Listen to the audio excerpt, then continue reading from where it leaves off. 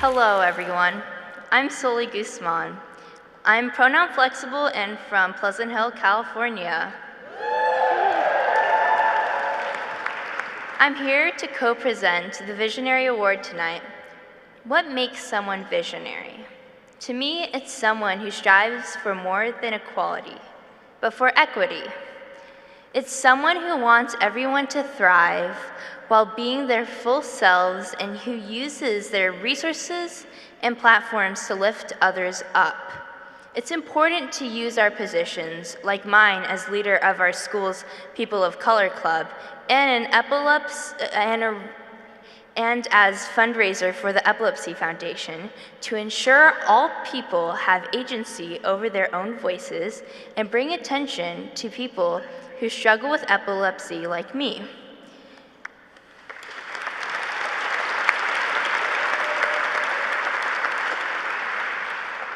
In addition to being queer and having had epilepsy, I come from a Mexican immigrant family. So much of the rhetoric in our country right now seeks to divide us and paints immigrants as one type of people, when in reality, immigrants can be queer, have learning disabilities, and even epilepsy. It's important to treat all people as worthy of inclusion and having their voices heard.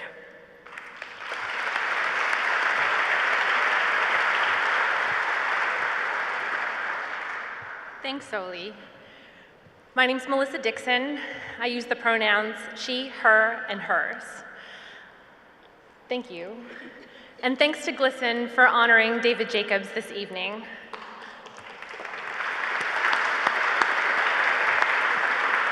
A little bit for you about my friend David. My jet-setting friend usually is located in sunny Southern California. He wakes up early, and I have the emails and texts to prove it. He wakes up ready for the day's agenda. He rises brimming with light and an energy so enormous no vessel could contain it. And before he even takes the first sip of his Peet's coffee, he thinks of you. It's true, and while it's also true that you may not know one another, in the loving action of his infinite heart space, he's already thinking of what you need to rise to your fullest potential. I have watched David transform the lives of students and faculty at the Indiana University Jacobs School of Music. Those whom he has never met stand taller and more prepared for their tomorrow as a result of David's consciousness. David will tell you it's all about relationships. And while I treasure ours, it's the meaningful relationships that I have watched David develop, be it with GLSEN and their amazing mission.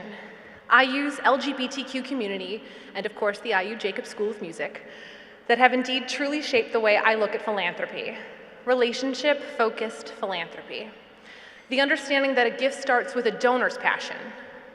From his own personal set of experiences as a gay man in America, he understands what it means to live in a world that is quick to point out the parameters of where we don't belong.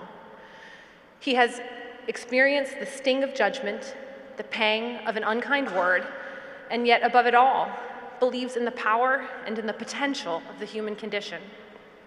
That we can exist in a place where we all belong, and that music, art, education, love, laughter, and acceptance are as fundamental to our very being as food and water. And so he sets his sights on you, on all of us, crafting ideas and fostering investments that allow us to flourish without fear or burden, each in our own uniquely beautiful capacity. And flourish we do, not just as beneficiaries of his generosity, but as beings of light who are now a part of a legacy that seeks to improve our society and our citizenry. He reminds us that the acts of one can create understanding, safety, boundless opportunities, and robust networks for so many. I am infinitely gobsmacked by David's pure and unconditional love for his fellow person. And with that, it is my pleasure and truly my honor to present to you GLSEN's 2018 Visionary Award recipient, David Henry Jacobs.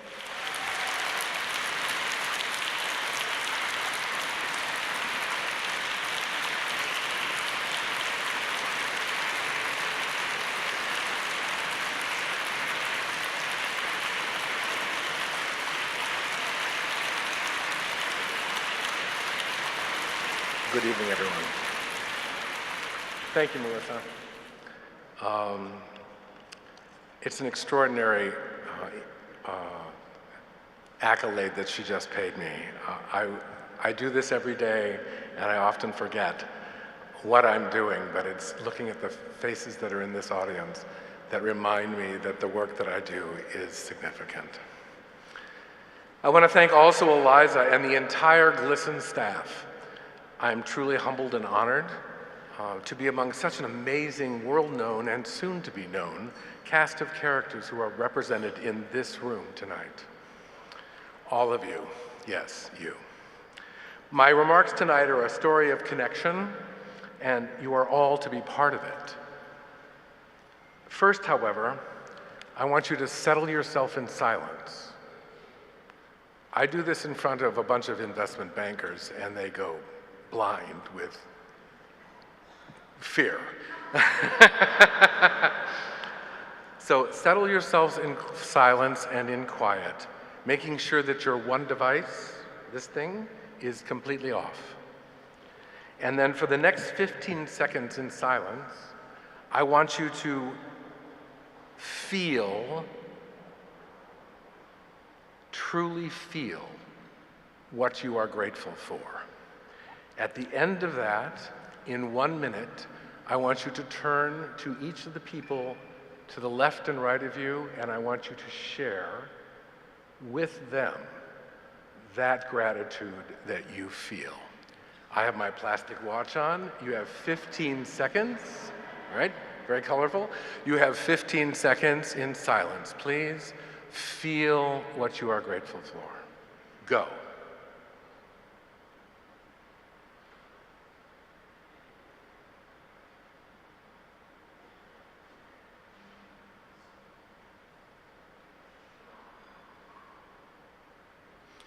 Okay, now for the next minute, I want you to turn to the folks on your left and right, and I want you to share with them what you felt. You have 1 minute. Go.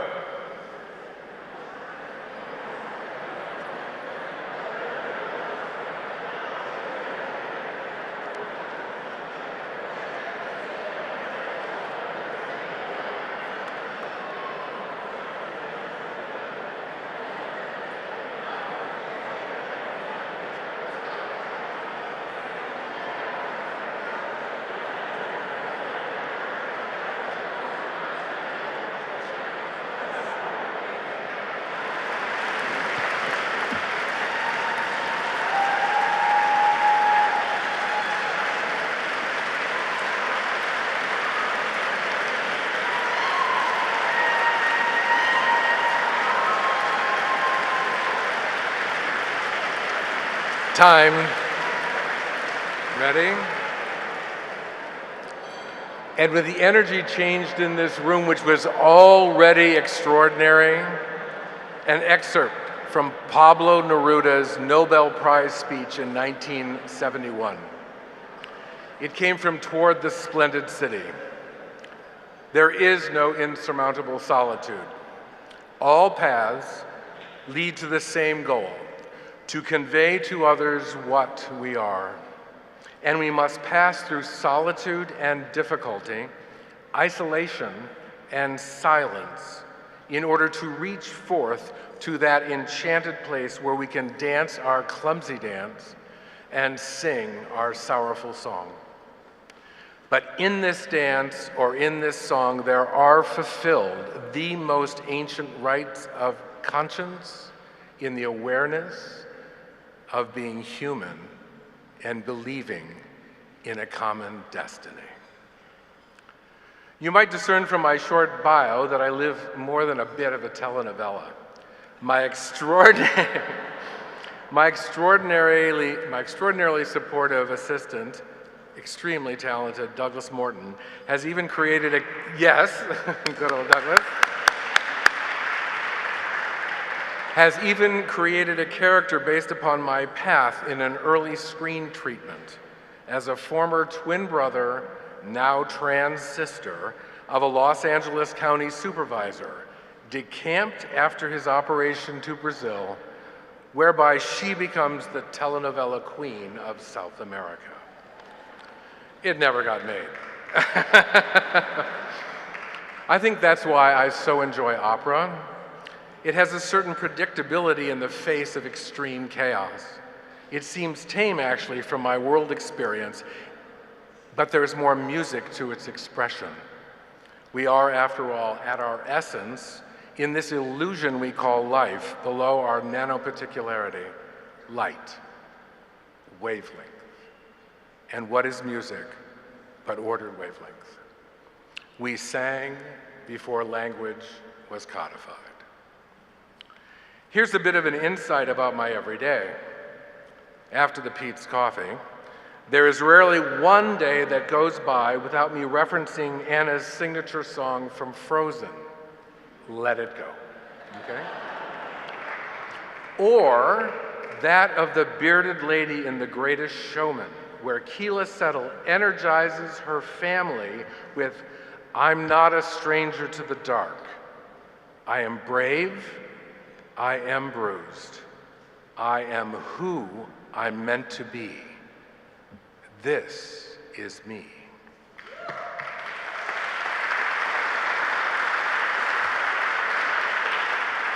As beautiful as Keela sang this song, and it is an extraordinary performance, the most telling phrases that she sings are, we are warriors, we are glorious. The definition of philanthropy is simply the love for mankind. As such, all philanthropy is relationship-based, though many in the giving space don't see it this way. It is an understanding at our core which continues to be written, evolved, and embraced at the Jacobs School of Music at Indiana University. It is not a transaction. We create lifelong friendships by listening and discovering what it is of deepest interest to the communicant, and then seeing where match exists to the mission's needs. A mutual commitment to support the vision. That energy is propellant. Not incidentally, the only reason that we are in this room tonight is because the origins of GLSEN came from a similar energy. In grassroots, from a handful of young people who found it unacceptable and intolerable that fellow students, obviously nurtured in prejudice, were maligning their loving, supportive, and alternative lifestyle parents. They said, enough, basta. They challenged the prejudicial authority of their own school's administration and put a halt to once acceptable, and I submit, enthused public expression of this bigotry.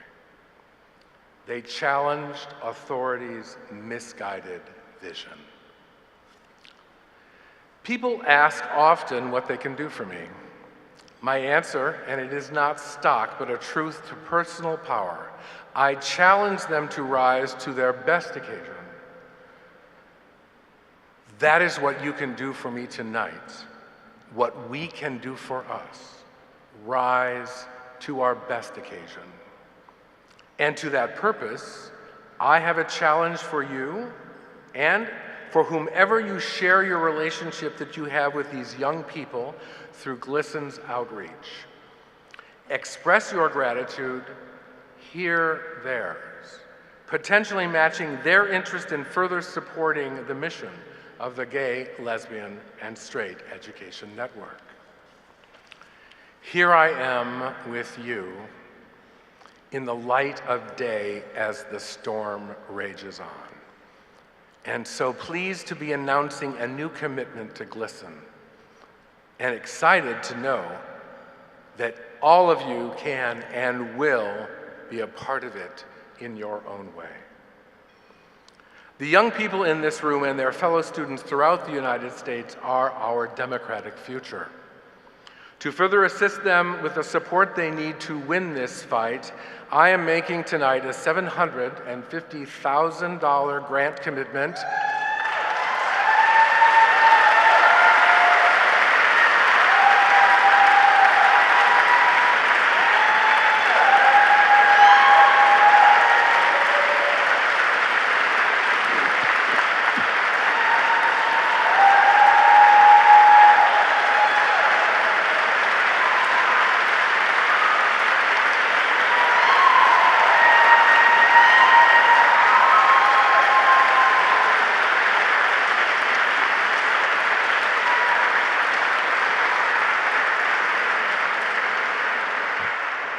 yes, a $750,000 grant commitment over the next 3 years to be matched by 3-year pledges from other GLSEN donors.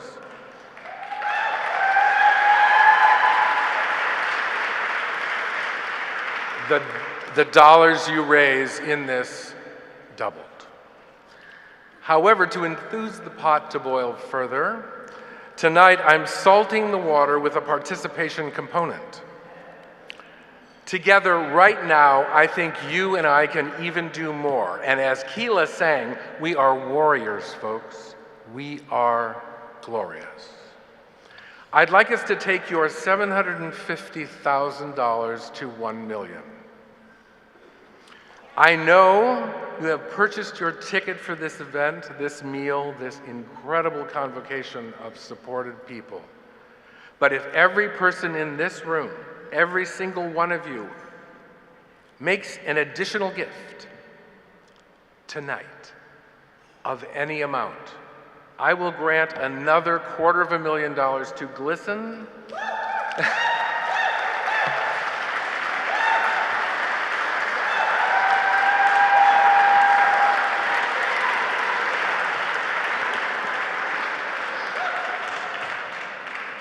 I look to the day when this organization is no longer relevant, as our collective effectiveness will have made GLSEN obsolete, and the limiting nature of the repressive filter of proselytizing and subjugating white male privilege will be an anachronism.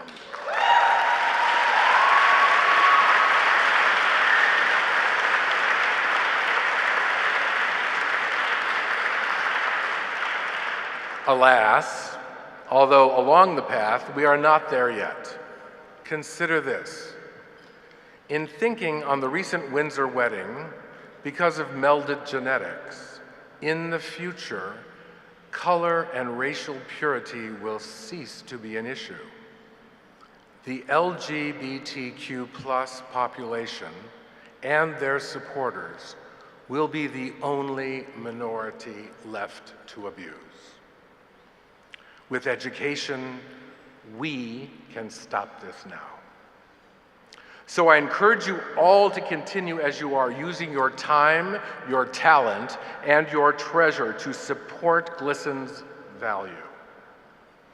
These young folks are, in effect, breaking down and removing the filters that cloud perception. Their extraordinary commitment to this justice made manifest, and so often in the face of the ignorant, the intolerant, the hostile, the fearful. That's what these students are doing. As a gay man, he, his, and me, I know what growing up in a filter of abusive white male privilege was like. Having survived it, I too am aware just how blessed I am, that I am here, I am me, I am who I'm meant to be, bruised and beautiful, and with a consciousness of stretch that I can make these gifts myself. So many of you tonight give to GLSEN in other extraordinarily beautiful and valuable ways. So if 100% of you will join me tonight by furthering your contributions of whatever amount is meaningful to you, even if it's $1, we together can secure our future supporting the students who created GLSEN and reach in match this additional $2 million to make the vision of safe schools for every child a reality.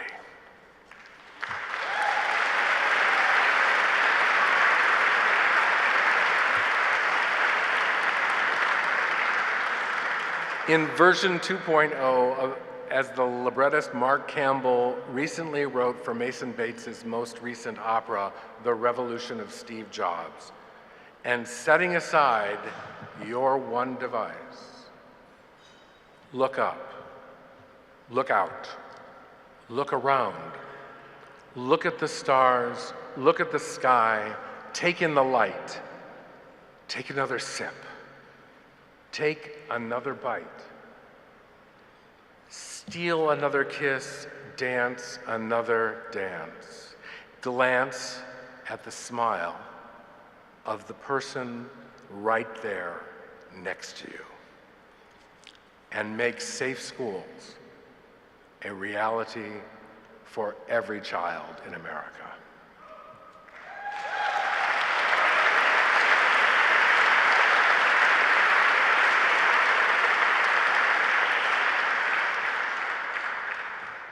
In closing, it's a master orchestration, folks. Let everyone's instrument play its part. Philanthropy, the relationship, the love of mankind. So with light, love, and laughter, and a few tears, thank you for your time.